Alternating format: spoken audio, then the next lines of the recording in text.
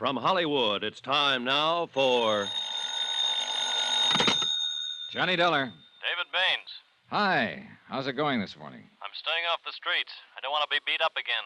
I'd advise you to do the same. I can't very well do that. The city of Clinton has filed claim for their school building. I have to make an investigation. You're bucking a rough crowd, Mr. Dollar. Wait till you meet 'em all. I intend to. I admire you, but I think you're foolish. Good luck. Just a minute. What? Not only did a school building burn down yesterday, but a man died in that fire. If there was something wrong with it, I want to get to the bottom of it. I expect help from you, too. I'll stay here until I hear from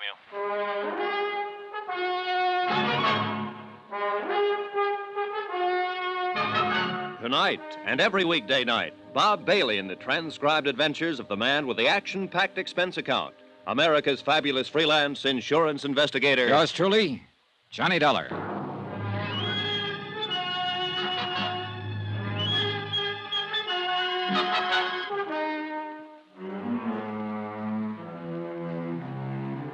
Expense account submitted by Special Investigator Johnny Dollar to United Adjustment Bureau, 418 West 61st Street, New York City. The following is an accounting of expenditures during my investigation of the Clinton matter. That's Clinton, Colorado. Expense account item 5, 80 cents, telegram to Dodd and Company, Denver insurance brokers, who would handle the policies covering the new school building in Clinton. I requested them to forward copies of the policies. Item 6, 10 cents, one copy of the Clinton Times and the full story on the fire.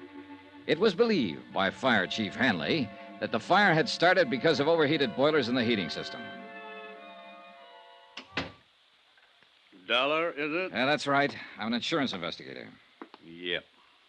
Well, what can I do for you? Tell me about the fire yesterday. You sound like you're carrying a chip on your shoulder, Mr. Dollar. We had word that building irregularities were suspected in that school, Chief. The word came from the janitor, Julian Osborne.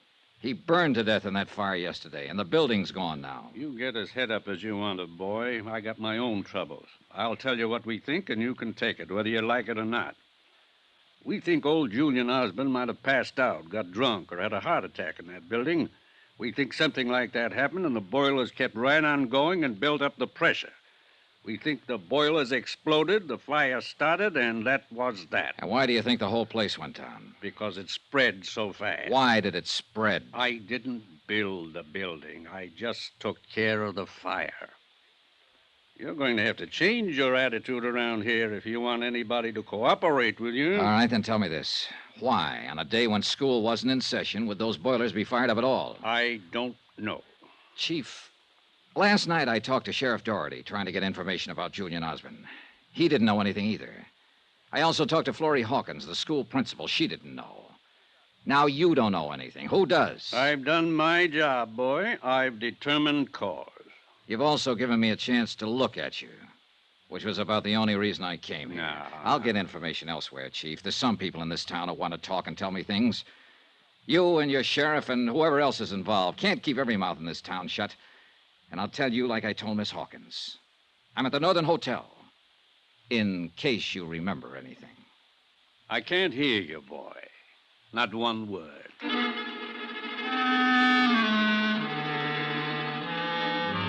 Expense account item 7, $1.80, breakfast in the coffee shop of my hotel for myself and David Baines, who still looked badly battered from the beating he'd taken the night before. You're taking a chance sitting here with me. Hope you realize that. Am I? I'm public enemy number 1 in this town. I'm the man who built the school that didn't stay up. Look, Baines, I want you to tell me all about it. If you have any information or knowledge that would be helpful in this investigation, then you better give out with it right now. What specifically do you want to know? First, the town. You know what this place is? It's a backyard. And only the rich kids can play here. Vickery, Hanley, Doherty, those are the rich kids, Mr. Dollar. The rest of us are, well, we live across the tracks. Let's start with Vickery. He's a builder. Not only here, all over these mountains. Grand Junction, Rifle Mesa, all over. He's got $1 million and a million angles. He's the one who sent me to Europe to study for a year after I completed my plans for the new building. Got me out of the way. Okay. Fire Chief Hanley. A friend of Vickery's. And any friend of Vickery's is going to get rich one way or another. Sheriff Doherty. He keeps the law orderly for Vickery. Very necessary. Okay, then. The fire itself. Chief Hanley says the school boilers blew up and caused the fire. There was no reason for those boilers to be fired up. No reason. If they were fired to blow up. They had automatic shut-off equipment. What about Julian Osborne? You say he notified the broker in Denver that something was wrong with the building, and that's how you got here. I don't know. They might have fired it for money, too. I told you I was in Europe until they constructed it. I got back in Clinton 4 days ago. I went over to see my building. They used my outside drawing, Dollar. Wooden beams where I indicated steel girders. Only half the plumbing and heating system, other things. It looked like they'd made it up as they went along. Did you talk to anybody about it? Oh, sure. The contractor. Vickery. Vickery. He told me to keep my mouth shut and be a good boy. Do you think he got you out of town during the construction so you wouldn't interfere? I think so. I'm not important, but it was the easiest way. I understand Mr. Vickery is a little unpopular today. What? A delegation went out to his house to hang him or something. Baines was partially right. A delegation had gone out to see Roy Vickery in his polished pine domain at the end of town. They were still there when I drove up in my rented car. 20 or 30 irate citizens demanding an explanation for the lost school.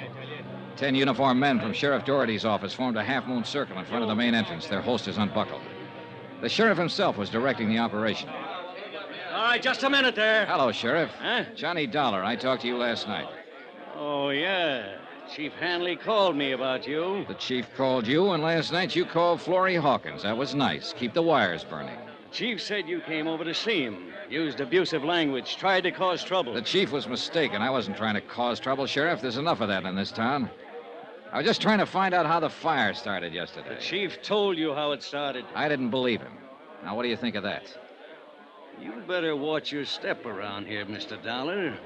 You seem to be looking for arguments all the time. Not at all, Sheriff. I'm misunderstood. We understand you all right.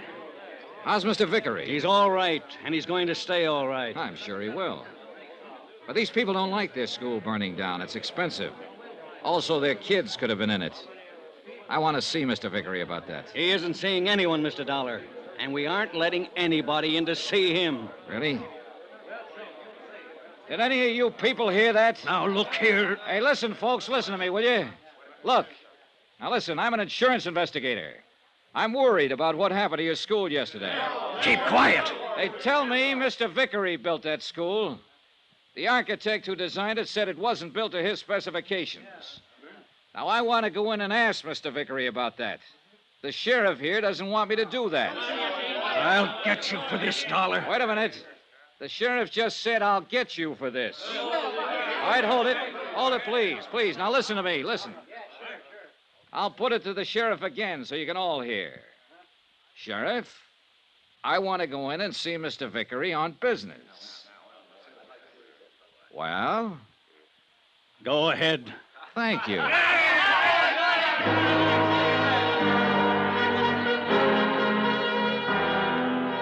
At a direction from Sheriff Doherty, the wedge of deputies opened up long enough for me to walk through the wrought iron gate and up the steps to the Vickery mansion.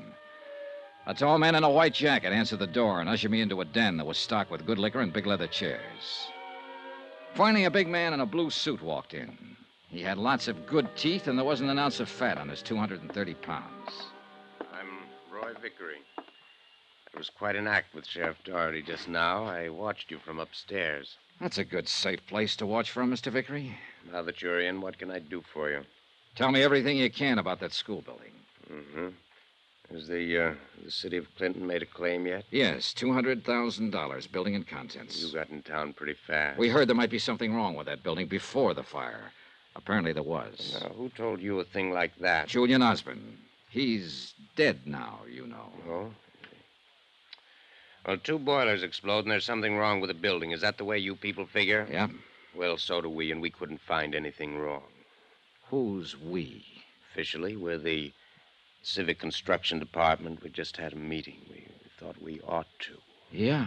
I figure those people hanging around outside should be worrying. Well, they don't worry me, and you don't worry me. A drunken janitor goes to sleep and lets the boilers kick up, and the joint blows apart and burns down. That's what we decided in the meeting. It was a terrible accident. We'll have to use an old garage or something for a school, but then we'll get around to building another school with the insurance money we have coming. And that's that. That's that. Mr. Vickery, I'd like a copy of the specifications that went into that building. Sure, anything at all. There you are. Okay? That'll do for now. Good.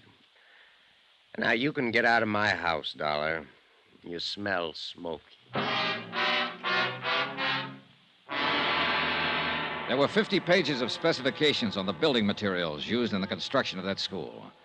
They looked all right. They also looked as though they could have been forgeries. Expense account item 8, $6. One bottle of whiskey for David Baines and myself in my hotel room. Baines went over the specifications page by page. Okay, what do you think? These are my specifications, more or less. This is what's on paper that went into the building. How about what actually went into it? Well, the little I saw, they cut corners everywhere. The outside was just a shell of this stuff. You sure? These are my notes. I can remember this much. Can you remember it in front of a notary? I want a sworn statement. I don't know. You what? Well, don't look at me that way. You can get my statement and possibly a half a dozen other statements. On paper, you'd have a case. Then what would you do? Go to the district attorney? We haven't got a district attorney. We got a county attorney who's elected for a 4-year term. All right, I'll go to him. Vickery?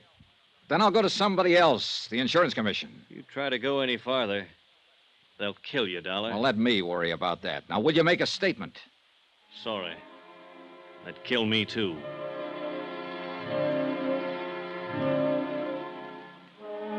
And that's the way matters stood in Clinton, Colorado, 24 hours after their new school building had burned down and a man had died in the flames. Everyone seemed to know it was all wrong, but no one was willing to do anything about it. Johnny Dollar. Hello, Dollar. Roy Vickery. Wow. You go over those specifications? Yes, I did. Very thoroughly. Well, I think they're fakes, Mr. Vickery. I didn't ask you your opinion, Dollar. But you've got it. Well, I'm sure you're entitled to it. When are you leaving town? Not for a while. I was kind of hoping you'd be leaving like in about an hour. You'd make good connections then. Sorry. I haven't really gotten around as much as I want to yet. You saw me. I can tell you anything. Oh, I'll get around to you again. Get out of town, Dollar. Now. Vickery, there are times when I don't hear good.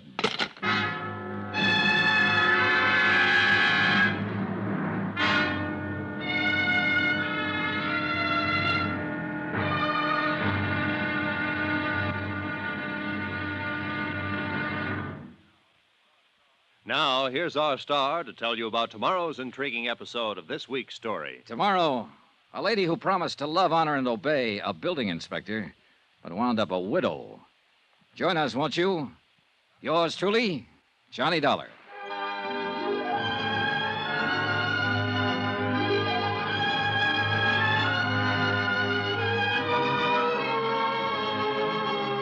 Yours truly, Johnny Dollar, starring Bob Bailey, is transcribed in Hollywood. Written by John Dawson, it is produced and directed by Jack Johnstone. Be sure to join us tomorrow night, same time and station, for the next exciting episode of Yours truly, Johnny Dollar. Roy Rowan speaking.